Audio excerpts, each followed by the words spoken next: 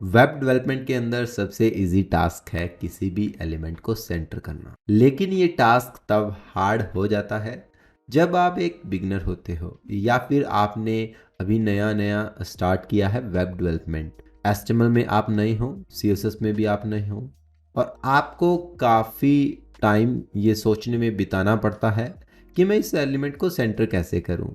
और एलिमेंट्स को सेंटर करने की हमें इतनी ज़्यादा ज़रूरत है कि हम इसे काफ़ी ज़्यादा टाइम यूज़ करते हैं अपने वेब डेवलपमेंट के अंदर। इसीलिए मैंने ये वीडियो स्पेसिफिकली आपके लिए बनाई है ताकि जो लोग अपने एलिमेंट को सेंटर करना नहीं जानते उनको मैं अपनी वीडियो की हेल्प से सिखा सकूं। इस वीडियो में हम अलग अलग अप्रोचेस के साथ अलग अलग मेथड्स को डिस्कस करेंगे ताकि हम अपने एलिमेंट को अच्छे से सेंटर कर सकें।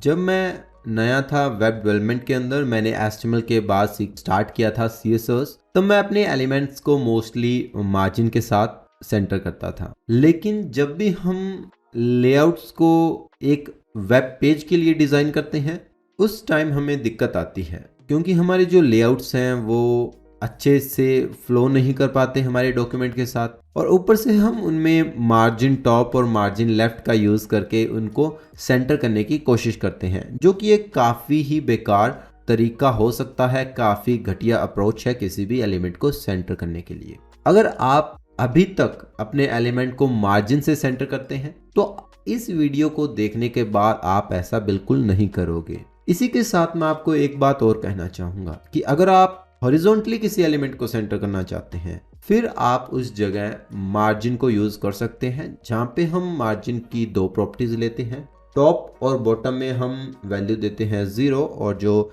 लेफ्ट और राइट है उसमें हम वैल्यू देते हैं ऑटो, जिसके साथ हमारा जो एलिमेंट है वो हॉरिजॉन्टली सेंटर हो जाता है। तो इस वीडियो को शुरुआत करने से पहले मैं आपको बताना चाहूँगा कि आप मेरे YouTube चैनल को सब्सक्राइब ज़रूर कर लेना, जहाँ पे हमारे 1000 से ज़्यादा सब्सक्राइबर हैं और काफ़ी अच्छा रिस्पॉन्स मुझे मिल रहा है। हर दिन मैं नई वीडियोस डालता रहता हूँ अपने चैनल पे ताकि यूज़र्स को CSS, वेब डेवलपमेंट या फिर किसी भी और स्ट्रीम में दिक्कत ना आए। अगर आपको कोई दिक्कत आती है वेब डेवलपमेंट के अंदर तो आप मुझे कमेंट कर सकते हैं। इंस्टाग्राम पे आप मुझे फॉलो कर सकते हैं codeinform, और ट्विटर पे भी आप मुझे फॉलो कर सकते हैं। आपके DMs के रिप्लाई मैं ज़रूर दूंगा।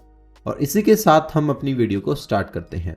तो ये मेरा HTML डॉक्यूमेंट है, इसके अंदर मैंने टाइटल रखा है how to centre an element, और इसी के साथ मैंने एक एक्सटर्नल स्टाइल शीट को ऐड किया है जहाँ पे हम अपनी CSS को एक्सटर्नली कनेक्ट करेंगे अपने HTML के साथ। बॉडी के अंदर हम अपनी HTML को लिखेंगे। तो सबसे पहले मैं एक सेक्शन लूंगा जो कि एक पेरेंट एलिमेंट होगा। इसके बाद इसके अंदर मैं एक बॉक्स एलिमेंट लूंगा। तो यहाँ पे हमारा एक डिव है जिसकी क्लास है बॉक्स।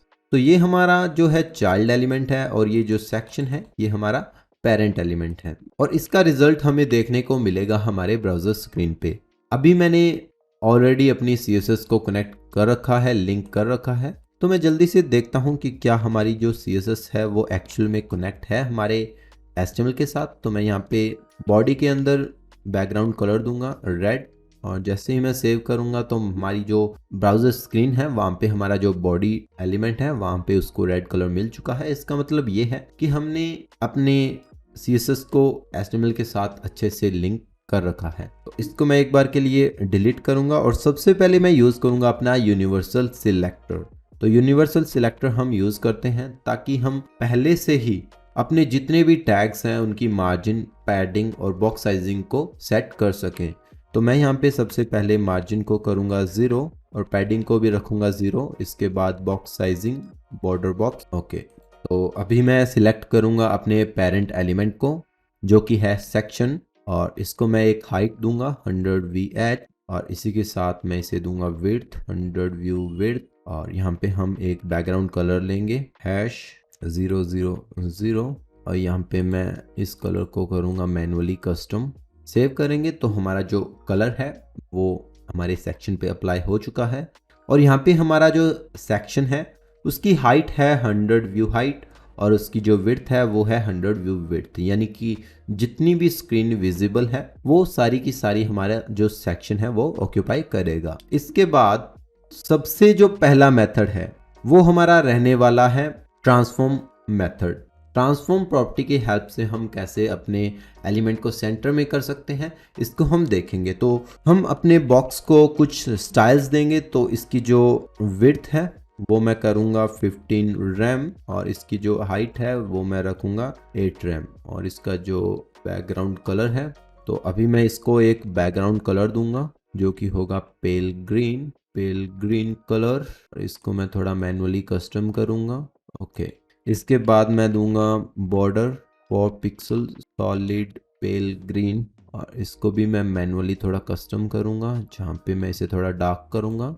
और रिजल्ट्स देखेंगे तो हमारा जो डिव है वो हमें मिल चुका है जिसकी क्लास थी बॉक्स। और इसको मैं दूंगा थोड़ा बॉर्डर रेडियस। तो border radius 0.25 RAM 35 RAM. Okay, तो सबसे पहले हम करने वाले हैं अपनी ट्रांसफॉर्म प्रॉपर्टी। तो जिसके लिए मैं अपना जो पेरेंट है एलिमेंट उसको एक पोजीशन दूंगा रिलेटिव इसको मैं शिफ्ट करूंगा अपने पेरेंट एलिमेंट में जो कि है मेरा सेक्शन और मेरा चाइल्ड है बॉक्स। तो पेरेंट में मैंने पोजीशन की है रिलेटिव और इसी के साथ जो मेरा बॉक्स है बॉक्स इसके अंदर मैं पोजीशन करूंगा एब्सोल्यूट। तो इन प्रॉपर्टीज को मैं यहाँ पे भी टाइप कर सकता था लेकिन मैं चाहता हूँ कि हर एक मेथड के लिए मैं सेपरेट जो कोड है वो लिखूँ। तो इसीलिए ताकि आपको अंडरस्टैंडिंग भी अच्छे से हो सके तो मैं यहाँ पे सेपरेटली जो CSS है वो टाइप कर रहा हूँ। और इसके बाद जो जैसे ही मैंने इसे पोजीशन एब्सोल्यूट किया तो इस पे मैं यूज़ कर सकता हूँ अपनी टॉप लेफ्ट प्रॉपर्टीज। सो यहाँ पे मैं करूँगा टॉप 50%। तो जैसे ही मैंने टॉप 50% किया तो जो मेरा एलिमेंट है वो डाउनवर्ड आएगा 50% जो मेरा पेरेंट है उसके। तो जो मेरा 50% पेरेंट है वो यहाँ से यहाँ तक है और इसके बाद यहाँ से यहाँ तक। तो जो एज है सेंटर एज है मेरे पेरेंट की उसके जस्ट नीचे हमारा जो एलिमेंट है चाइल्ड एलिमेंट आएगा। इसी के साथ इसे मैं करूँगा लेफ्ट 50%। सो जो मेरा पेरेंट का 50% जहाँ पे एंड होता है वहीं से मेरा जो एलिमेंट है वो स्टार्ट होगा चाइल्ड एलिमेंट। और यहाँ पे अब मैं यूज़ करूँगा ट्रांसफॉर्म प्रॉपर्टी का जिसके अंदर मैं यूज़ करने वाला हूँ ट्रांसलेट फंक्शन। इसके अंदर हम दो वैल्यूज़ डालेंगे। सबसे पहले आएगी हमारी x एक्सिस वैल्यू उसके बाद आएगी हमारी y एक्सिस वैल्यू। तो x एक्सिस वैल्यू को मैं रखूँगा -50% फिर कॉमा यूज़ करूँगा उसके बाद फिर से मैं जो y की वैल्यू है उसे रखूँगा -50%। तो जैसे ही मैं सेव करूँगा तो जो मेरा एलिमेंट है वो अभी बिल्कुल मेरे पेरेंट के सेंटर में आ जाएगा। तो ये पहला मेथड था जहाँ पे हम ट्रांसफॉर्म प्रॉपर्टी की हेल्प से अपने एलिमेंट को सेंटर कर सकते हैं। अगर आप इनमें कुछ चेंजेस करना चाहते हैं तो वो भी आप कर सकते हैं। यहाँ पे मैं आपको बता दूं कि ये जो 50% है ये रिलेटिव है हमारे पेरेंट की हाइट और विड्थ के और जो हमने ट्रांसफॉर्म ट्रांसलेट प्रॉपर्टी का यूज़ किया है ये दोनों वैल्यूज रिलेटेड हैं हमारे चाइल्ड के। तो अगर आप इनमें थोड़े वैल्यूज़ में चेंजेस करेंगे तो आपको अच्छे से अंडरस्टैंडिंग हो सकती है कि कैसे हमारी ट्रांसफॉर्म और ट्रांसलेट जो फंक्शन है वो वर्क कर रहे हैं। तो इसको मैं करता हूँ कमेंट जो कि हमारा पहला मेथड था। इसके बाद मैं यूज़ करूँगा अपना सेकंड मेथड जो कि है फ्लेक्स बॉक्स और इसके लिए मैं यूज़ करूँगा सबसे पहले अपने पेरेंट को। तो मेरा जो पेरेंट है वो है सेक्शन और यहाँ पे मैं यूज़ करूँगा डिस्प्ले फ्लेक्स। सो मैंने डिस्प्ले फ्लेक्स किया है। इसके बाद मैं यूज़ करूँगा जस्टिफाई कंटेंट सेंटर। सो जैसे ही मैं जस्टिफाई कंटेंट सेंटर का यूज़ करूँगा तो जो मेरा एलिमेंट है वो हॉरिजॉन्टली सेंटर होगा मेरे पेरेंट के। और इसके बाद मैंने एक और प्रॉपर्टी का यूज़ करना है और जो कि है अलाइन आइटम सेंटर और ये मेरे एलिमेंट को वर्टिकली सेंटर करेगा और जो जस्टिफाई है वो मेरे एलिमेंट को हॉरिजॉन्टली सेंटर करेगा। तो दोनों मिलकर मेरे एलिमेंट को प्रॉपरली एक सेंटर में लाते हैं अपने पेरेंट के। तो ये मेरा दूसरा मेथड था जिससे हम अपने एलिमेंट को सेंटर कर सकते हैं जहाँ पे हम सिर्फ 3 लाइंस का यूज़ करते हैं और जो मेरा ट्रांसफॉर्म मेथड था वहाँ पे हम यूज़ कर रहे हैं 4 लाइंस का। इसके बाद एक लाइन हमने यूज़ की है अपने पेरेंट के अंदर। तो कुल मिला के हमारा जो ट्रांसफॉर्म प्रॉपर्टी वाला मेथड है वहाँ पे हमें 5 लाइनों का यूज़ करना पड़ रहा है और जो मेरा फ्लेक्स वाला मेथड है वहाँ पे हमें सिर्फ 3 लाइनों का यूज़ करना पड़ रहा है। इसके बाद मैं यूज़ करूँगा अपने ग्रिड लेआउट को। तो जो मेरा थर्ड मेथड है वो है ग्रिड लेआउट। तो यहाँ पे मैं फिर से अपने पेरेंट को टारगेट करूँगा और यहाँ पे मैं यूज़ करूँगा डिस्प्ले प्रॉपर्टी का, जहाँ पे मैं वैल्यू दूंगा ग्रिड। तो जैसे ही मैंने ग्रिड दिया तो इसके बाद मैं वैल्यू का यूज़ कर सकता हूँ जो कि है प्लेस आइटम्स, और यहाँ पे मैं करूँगा सेंटर। तो जैसे ही मैंने सेंटर किया तो जो मेरे जितने भी चाइल्ड एलिमेंट्स हैं पेरेंट के अंदर सभी के सभी सेंटर में आ जाएंगे। तो जैसे ही मैंने सेव किया तो जो मेरा चाइल्ड एलिमेंट है वो प्रॉपरली सेंटर हो चुका है मेरे पेरेंट एलिमेंट के। तो ये 3 मेथड्स थे जिनकी हेल्प से हम किसी भी एलिमेंट को सेंटर कर सकते हैं। कुछ ऐसे मेथड्स हैं जो कि पेरेंट पे वर्क करते हैं, उनका जो CSS कोड है पेरेंट का जो ब्लॉक है उसके अंदर लिखने होते हैं, और कुछ हम लिख सकते हैं अपने चाइल्ड के अंदर। ग्रिड लेआउट जब हमने यूज़ किया तो हमने सिर्फ 2 लाइंस का यूज़ किया है, जो कि सबसे आसान मेथड है, और मैं बेसिकली इसे ही यूज़ करता हूँ जब भी मैंने किसी भी एलिमेंट को सेंटर करना होता है। ग्रिड लेआउट के अंदर हमें सिर्फ 2 लाइंस के अंदर ही अपने एलिमेंट को सेंटर करने का मौका मिलता है, जो कि काफ़ी अच्छा है, यूनिक तरीका है।